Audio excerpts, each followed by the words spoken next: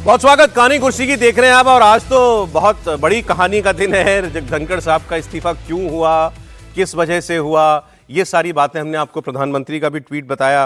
प्रधानमंत्री ने बहुत छोटा सा मैसेज लिखा है उनके स्वास्थ्य की अच्छी कामना करते हुए, ये कहते हुए कि उन्होंने कई भूमिकाओं में देश की सेवा की है। लेकिन ये लग रहा है उसको देख करके कि आमतौर पर ऐसे मौक़ों पर किसी को अगर आप जाते हुए उनके योगदान को याद करना चाहते हैं तो और बहुत कुछ कहा जा सकता था, लेकिन बड़ा संक्षिप्त सा प्रधानमंत्री का ट्वीट है। इसमें त्रिपाठी जी का साफ साफ, हर्षवर्धन जी का एक कहना था कि ये तो पढ़ के लग रहा है कि प्रधानमंत्री नाराज हैं। अब मैं आपको दिखाता हूं अभी जिसकी चर्चा हुई। एक आप भी समीर जी ने एक बयान याद दिलाया धनखड़ जी का, जब उन्होंने कहा मैं किसी दबाव में काम नहीं करता। फिर दूसरा ये, अभी 10 दिन पहले 10 जुलाई को एक कार्यक्रम में धनखड़ जी ने खुद ही कहा कि मैं 2027 तक अपने पद पर हूं। किसी डिवाइन इंटरवेंशन की बात अगर हो जाए तो, कोई अलग घटना हो जाए तो अलग बात है, लेकिन मैं 2027 तक अपने पद पर रहूंगा। तो वो जो दैवीय हस्तक्षेप का जिसका वो जिक्र कर रहे थे, क्या वही हो गया? सुनाता हूं आपको पहले धनखड़ जी के दोनों बयान। मैं न दबाव में रहता हूं, न दबाव देता हूं, न दबाव में काम करता हूं और न किसी से दबाव में काम कराता हूं। I can only assure you my fullest commitment to be a good student. You may retire. I will retire at the right time. August 2027. ये 10 जुलाई है, यही 10 जुलाई है जब उन्होंने कहा I will retire at the right time. आगे उन्होंने कहा कि कोई डिवाइन इंटरवेंशन हो जाए तो वो अलग बात है। तो अब तो बिल्कुल साफ हो गया कि 10 दिन पहले तक तो उनका कोई विचार नहीं था इस्तीफा देने का। तो अब वही बात रह गई भाई साहब की नाराज होके खुद दिया या किसी और ने नाराज होकर मांग लिया, ये भी हो सकता है। हाँ, अब अपनी बात पूरी कीजिए। आप जो महाभियोग पर अपनी बात कर रहे थे, जस्टिस वर्मा के महाभियोग का कल प्रस्ताव, ऑपोजिशन का प्रस्ताव स्वीकार किया उपराष्ट्रपति राज्यसभा चेयरमैन के पद से धनखड़ जी ने कल, और इसको लेकर के सत्ता पक्ष बहुत ज्यादा प्रॉब्लम में आ गया। आनंद फानंद में सिग्नेचर करा के फिर लोकसभा में उस प्रस्ताव को दिया गया। डिवाइन इंटरवेंशन से मुझे अनुपम खेर साहब का वो प्ले याद आया जिसका टाइटल है कि कुछ भी हो सकता है। तो कुछ भी हो सकता है, लेकिन सीरियस नोट पे मैं बता रहा हूँ कि क्या हुआ डेवलपमेंट कि वो जब जस्टिस वर्मा का नोटिस था, इम्पीचमेंट का नोटिस, उस पर 63 एमपीच के साइन है राज्यसभा में, और वो सारे के सारे विपक्ष के नेताओं के साइन। अब ये तो फ्लोर में जो लोग लीडर हैं राज्यसभा में, उनको देखना चाहिए था सरकार की तरफ से कि वो क्या हुआ क्या नहीं हुआ, जो भी लोग देख रहे हैं। तो उसके बाद उन्होंने वहाँ दे दिया। मोशन देने का मतलब ये नहीं है कि उपराष्ट्रपति जी उसको तुरंत ही स्वीकार कर लें, कोई ऐसा तो होता नहीं, देखते हैं। लेकिन उन्होंने उसको प्रस्ताव के लिए, विचार के लिए स्वीकार कर लिया। सर इतना ही नहीं, उन्होंने ये भी पूरी प्रक्रिया समझाई कि अगर दोनों हाउसेज में आ जाएगा तो क्या होगा। नहीं, अब उसको मैं बता रहा हूँ पहले आएगा। अब कहाँ पहले आएगा क्या मसला नहीं है। वो समझते हैं कि जगदीप धनखड़ साहब ज़्यादा सीनियर है, एक तो उपराष्ट्रपति भी हैं, लोकसभा के अध्यक्ष से। मैंने कहा आपको कि महाभियोग तो एक जगह भी आता तो भी काम चल जाता। तो जो कमेटी बनती उसके मेंबर्स तय करने का मौका उनको मिलता उपराष्ट्रपति जी। ये मसला तो एक है जिसमें सरकार के लिए बड़ा एम्बैरेसमेंट था कि अपोजिशन के मेंबर्स का मोशन हो जाए, जिस पर सरकार भी काम कर रही है। केवल सरकार नहीं कर रही होती काम तो ठीक है, सरकार लोकसभा में उसको कर रही है और इस पर पहले से चर्चा भी हो गई। किरण रिजिजू ने सबसे मुलाकात की बात की, और वैसे तो माना जाए तो धनखड़ साहब का ही दबाव था। यदि जस्टिस यशवंत वर्मा का केस देखे तो पहले दिन से वो ही, सबसे पहले वही सार्वजनिक तौर पर आए थे, सबसे ज्यादा। अब दूसरा मुद्दा और है जिसकी चर्चा नहीं हो रही, जिससे और एम्बैरेसमेंट सरकार को लग रहा था, वो था दूसरा इंपीचमेंट मोशन। समझे, वो दूसरा इंपीचमेंट मोशन है उत्तर प्रदेश के ही जस्टिस शेखर यादव का। जस्टिस शेखर यादव के लिए दिसंबर 2024 में अपोजिशन ने मोशन दिया था, उस पर 55 लोगों के साइन थे।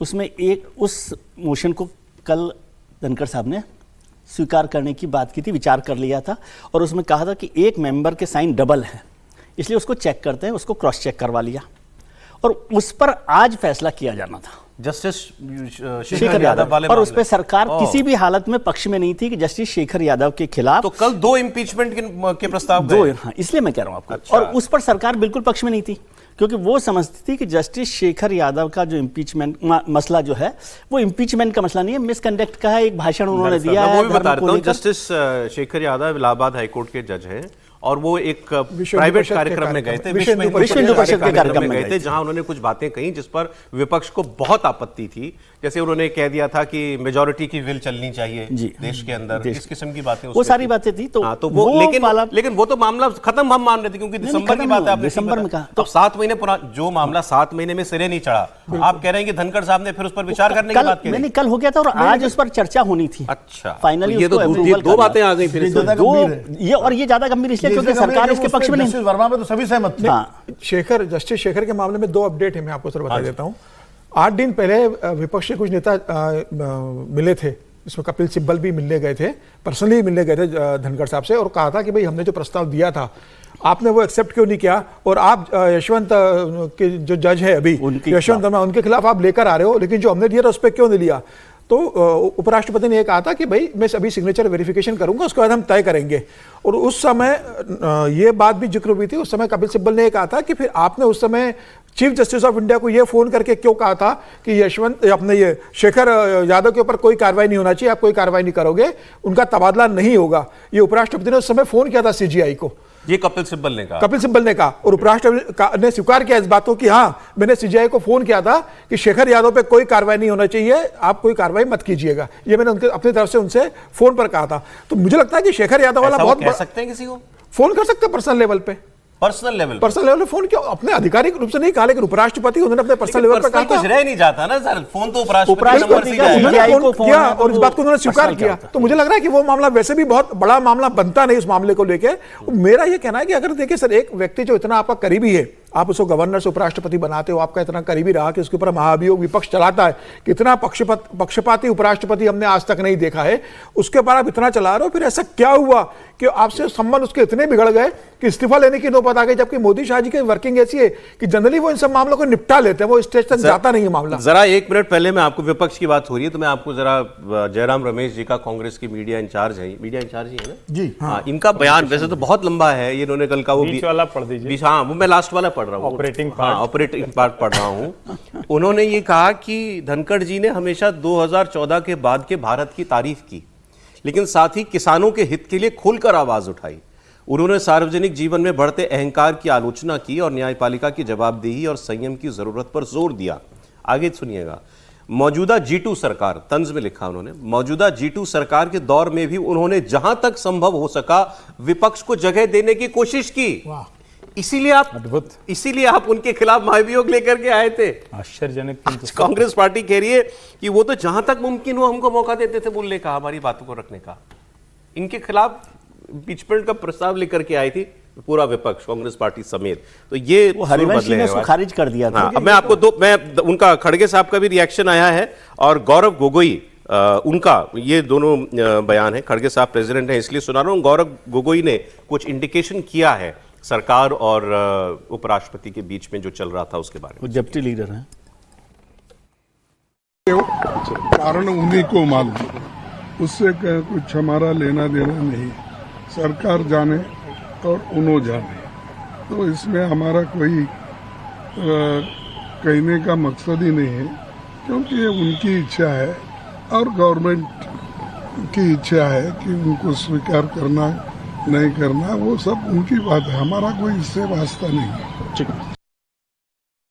देखिए, उपराष्ट्रपति का इस्तीफा अचानक है और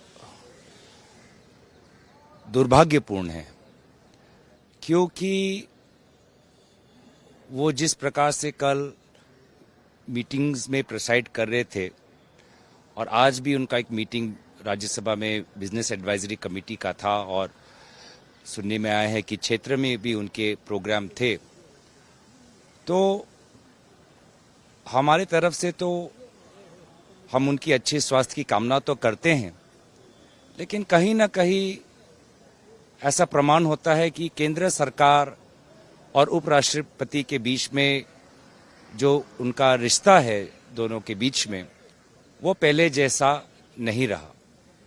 क्योंकि कल के बीएसी मीटिंग में केंद्रीय मंत्री भी नहीं थे, अब तक प्रधानमंत्री मोदी जी की तरफ से कोई बयान भी नहीं। केंद्र सरकार हमको ये नहीं बता पा रही कि क्या किस प्रकार से देश आगे बढ़ेगा। नहीं मालूम, पर ये घटनाक्रम जो हुआ है वो बहुत ही चौंकाने वाला देश के लिए भी, सभी के लिए, क्योंकि उपराष्ट्रपति पद पे किसी ने आज तक इस्तीफा दिया नहीं है। आज़ादी के बाद में पहली बार इस्तीफा हुआ है। और जो कहा गया स्वास्थ्य कारणों से, उस पर किसी को विश्वास नहीं हो रहा है, क्योंकि कई बार प्राइम मिनिस्टर हो या राष्ट्रपति हो, ओपन हार्ट सर्जरी भी हुई है, तो इस्तीफे किसी के नहीं हुए। इनका स्वास्थ्य तो ठीक था। मैंने एक बार स्टेटमेंट दिया अभी 15-20 दिन पहले जोधपुर में कि भाई चेयरमैन राज्यसभा और स्पीकर लोकसभा ये दबाव में काम कर रहे हैं, दबाव में काम कर रहे हैं। तो धनखड़ साहब जयपुर आए, उन्होंने वहाँ पर मेरी बात का खंडन किया कि मैं कोई दबाव में काम नहीं कर रहा हूँ, दबाव में काम नहीं कर रहा हूँ, मेरा स्वास्थ्य अच्छा है, मैं मेरे दोस्त अशोक गहलोत के स्वास्थ्य की चिंता कर रहा हूँ, उनको स्वास्थ्य ठीक रखना चाहिए, मेरे उनसे बहुत पुराना संबंध है। जो व्यक्ति अभी कह के गया वो 10 दिन पहले, वो 10 दिन बाद में स्वास्थ्य कैसे खराब हो सकता है उनका। इसलिए मैं कहता हूँ कि आशंकाएं पैदा होती है। ये मोदी जी बता सकते हैं भाई वास्तव में क्या बात हुई होगी, इस्तीफा हो गया इनका। ये भारत सरकार को स्पष्ट करना चाहिए, क्योंकि पूरे देश में कन्फ्यूजन हो गया है।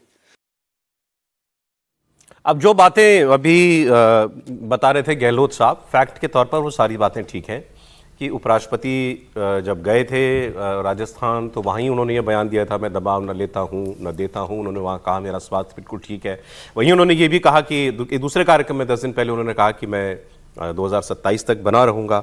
तो इसमें तो ये तो सच है, इसमें कोई दिक्कत, कोई बात गड़बड़ नहीं है। और वो पहले राष्ट्रपति उपराष्ट्रपति इस्तीफा देने वाले, ये भी बात बिल्कुल ठीक है। इससे पहले 2 और उपराष्ट्रपतियों ने इस्तीफा तो दिया, लेकिन वो क्योंकि राष्ट्रपति का चुनाव लड़ना था, वीवी गिरी और आर वेंकटरमन, उन दोनों शेखावत साहब ने भी दिया था राष्ट्रपति के चुनाव हारने के बाद दिया था। अदरवाइज मतलब ये ऐसी घटना कभी नहीं हुई 1969 और सिटिंग वाइस प्रेसिडेंट ने इस्तीफा दे दिया और किसी भी वजह से। एक बात तो हाँ, मैं आपको ये आपकी बात उस वक्त मैं ये कहना चाह रहा था कि कल आज की बात प्रोग्राम में रजत जी ने कुछ बातें बताई जब इस्तीफा आया, उन्हीं के प्रोग्राम में ये खबर आई थी। तो उन्होंने ये कहा कि उनको ये जानकारी मिली थी कुछ रोज पहले कि धनखड़ साहब और सरकार के बीच में जो कम्युनिकेशन था वो बहुत बेहतर नहीं था, और धनखड़ साहब ये चाहते थे कि ये बात सरकार के में बैठे टॉप मोस्ट लोगों तक पहुंचे। ये बात मतलब ये कहने का कि वो जो कमेंट्स कर रहे थे या जो वो कुछ चीज़ें चाहते थे वो उनका संज्ञान नहीं लिया जा रहा था, उन पर बात आगे नहीं बढ़ती थी। तो ये उनकी एक शिकायत हो सकता है कि रही हो, लेकिन इससे ये तो पता लगता ही है। ये महत्वपूर्ण ये है कि क्यों नहीं संज्ञान लिया जा रहा था। हम सब ये तो लक्षणों पर तो हम लोग गौर कर रहे हैं कि संज्ञान नहीं लिया जा रहा था, वो तीखा बोल रहे थे, वो तल्ख बोल रहे थे, ये हुआ, लेकिन लक्षण पर मर्ज कहाँ था वो समझ में नहीं आ रहा, क्योंकि जो विश्वास उन्होंने अर्जित किया था, इसमें वो कोई इन्फ्लेक्शन पॉइंट ढूंढना पड़ेगा कि यहां से गाड़ी डिरेल होनी शुरू हुई, वो महत्वपूर्ण है। क्योंकि जिस तरह के संबंध उनके थे पश्चिम बंगाल के गवर्नर के बाद वाइस प्रेसिडेंट के लिए बहुत सारे दावेदार थे।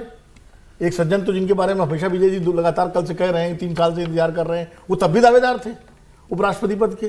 कौन है ना दावेदार? वेटिंग वाले तो बहुत लोग हाँ, लेकिन उसके बावजूद प्राइम मिनिस्टर, वेटिंग गवर्नर, सब कुछ लोग, उसके बाद उनको बाकायदा एज राज्यसभा चेयरमैन जो उनका कॉन्डक्ट रहता था, विपक्ष तो उससे हमेशा नाराज रहा। विपक्ष ने तो प्रदर्शन किए उनके खिलाफ, बाकायदा जो है मिमिक्री की है। तो सरकार को वो बात नापसंद आए ऐसा तो नहीं लगता। सरकार को बेल आउट करते थे वो। कई बार तो स्थिति ये होती थी कि सवाल ओपोजिशन पूछता था, सरकार जवाब दे, इसके पहले धनखड़ जी उस पर बीच में आ जाते थे, इंटरवीन कर लेते थे, और कई ऐसी चीजें ऑथेंटिकेट करने के लिए कहते थे जो कभी इनका कभी। फिर अब ये जो जुडिशरी को लेकर उन्होंने कहना शुरू किया कि मतलब संविधान सुप्रीमेसी, संविधान को लेकर सुप्रीमेसी जो है वो संसद चुनी हुई सरकार और चुनी हुई संसद जो है।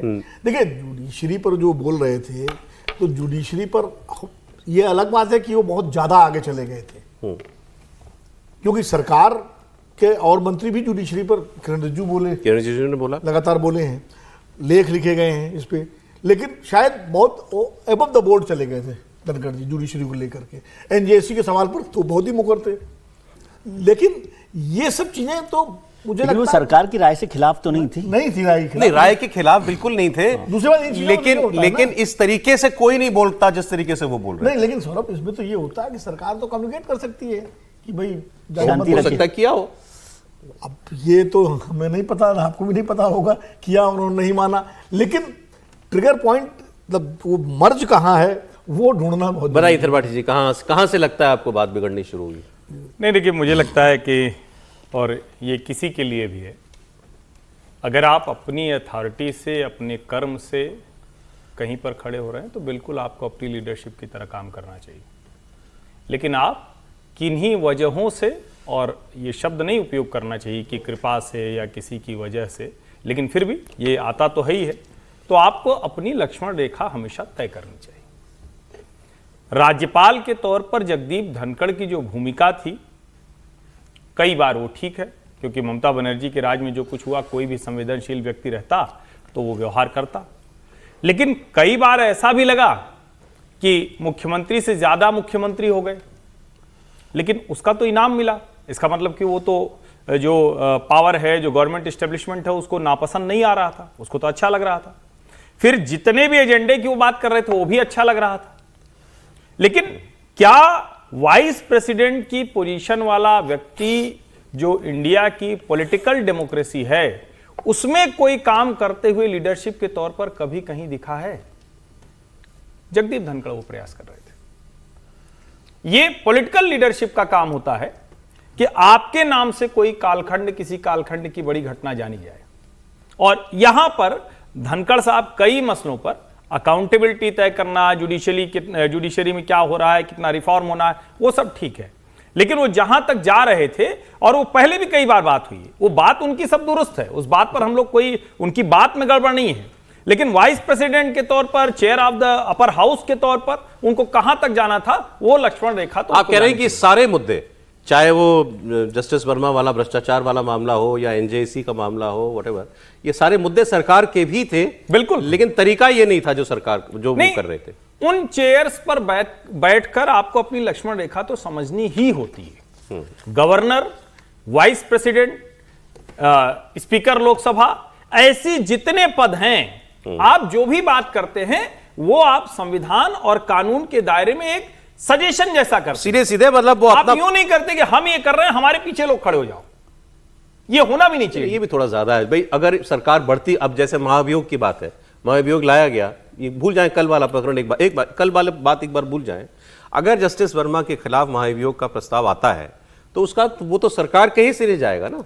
नहीं, वो ठीक, चाहे कितना ही बोले वो धनखड़ जी उसके ऊपर, सरकार के उस पर जाएगा। लेकिन फिर वही बात है कि आपको इसकी आवश्यकता क्या पड़ी कि मेरी कोई लीडरशिप रहे, और ऐसा कभी किसी चेयर ने कोई कोशिश की है क्या? बड़ा सवाल यह भी है कि क्या किसी चेयर ने, राज्यसभा के किसी ऐसे सभापति ने यह कोशिश की है क्या?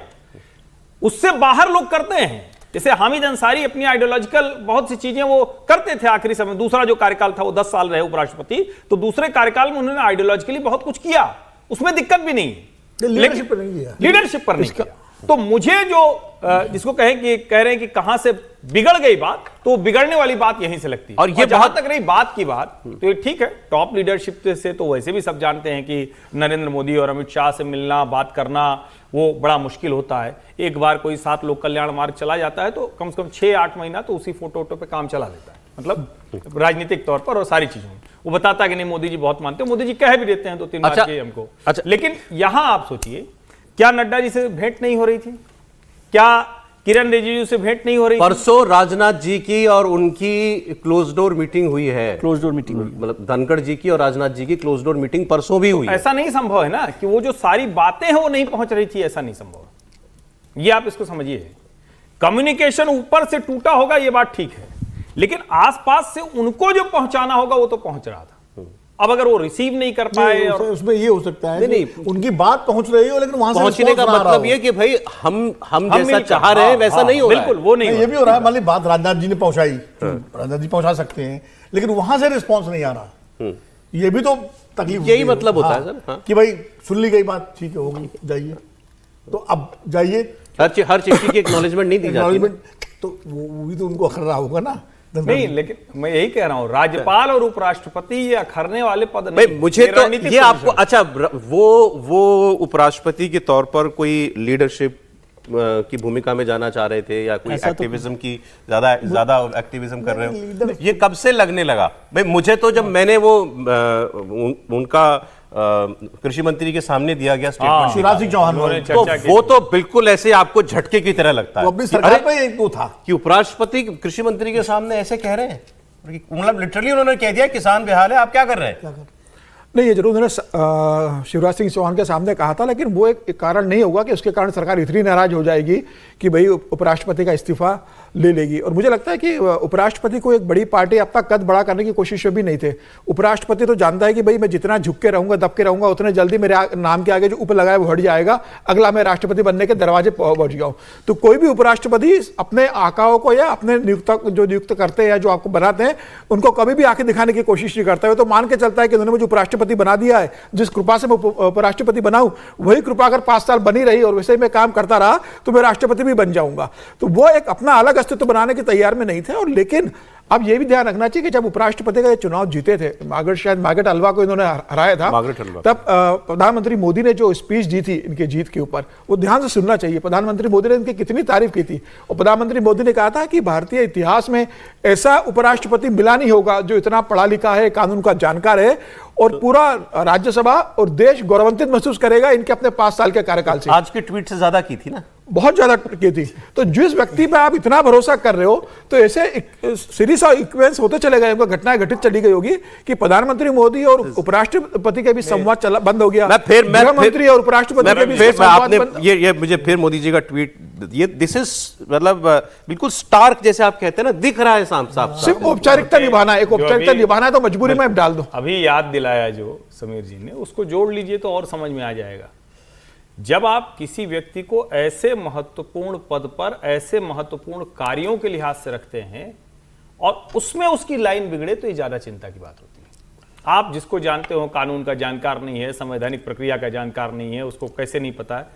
जो व्यक्ति सब कुछ जानता हो, वहां जब आप उस लाइन से इतर जाते हैं तो खतरा। आप सुब्रमण्यम स्वामी बन गए, जिस कारण से आपको पार्टी लेके आए थे कि आपने कांग्रेस को परेशान किया, आपको राज्यसभा भेजा, तो अपनी पार्टी के खिलाफ आप लगातार बोलते रहे, बड़े नेताओं के खिलाफ। इनसे तो शिकायत दूसरी रही ना हमेशा कि इतिहास में ऐसा उपराष्ट्रपति नहीं मिला, वो तो साबित कर दिया धनखड़ जी ने कि पहली बार इतिहास में बीच कार्यकाल में इस्तीफा दिया एक उपराष्ट्रपति ने, और जिसका कारण अभी तक समझ में नहीं आ रहा किसी को। तो एक तरह से अपनी ऐतिहासिकता तो उन्होंने बना दी।